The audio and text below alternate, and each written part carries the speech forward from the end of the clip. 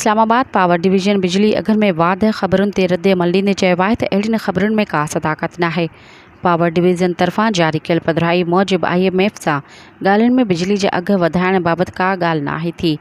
उन खां अॻु IMF खे जुलाई में बिजली ऐं गैस वधीक महांगी करण जी ख़ातिरी जा इतला साम्हूं आया हुआ।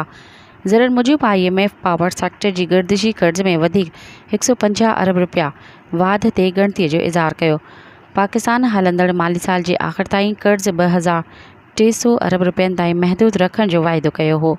ज़रनि जो चवणु आहे त नाणे वारी वज़ारत IMF खे SIFC जे ऑपरेशन्स में शफ़ाफ़ियत जी ख़ातिरी कराई आहे।